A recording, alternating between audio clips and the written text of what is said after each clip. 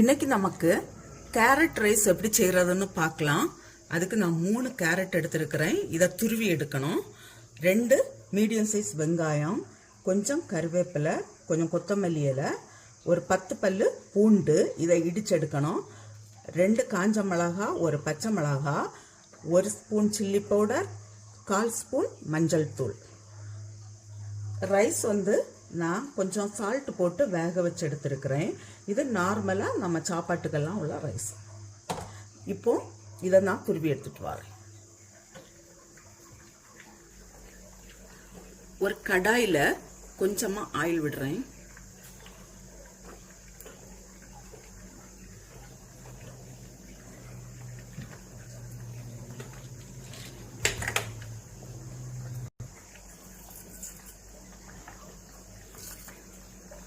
கடுகு,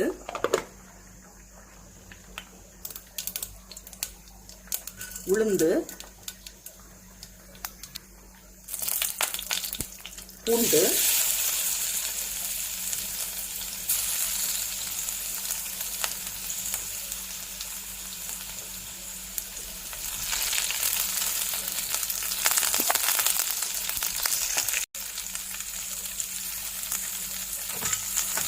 இப்போ இந்த வெங்காயம் கொஞ்சம் வதங்கட்டும்.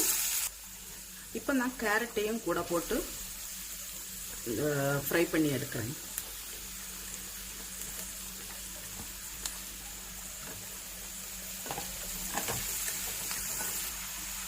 இப்போ இதுக்கு தேவையான அளவு சால்ட்டு நான் ஏற்கனவே ரைஸுக்கு போட்டிருக்கேன், அதனால இதுக்கு மாத்திரம் போடுறேன்.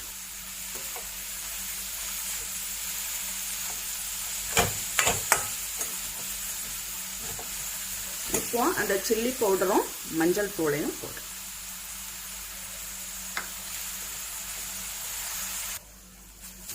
இது கேரட் வெந்தாச்சு.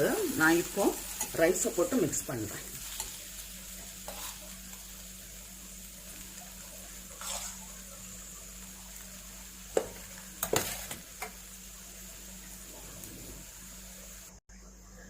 இப்போ இதுல கொஞ்சமா கொத்தமல்லி இலை போடலாம்.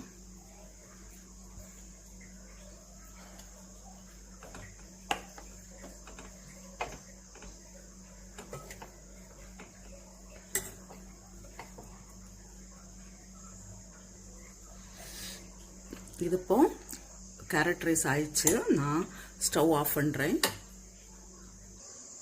ஒரு ஆரோக்கியமான கேரட் சாதம் ரெடியாக இருக்குது. இதே போல் இதே அளவுகளோடு நீங்களும் செய்து பாருங்கள்.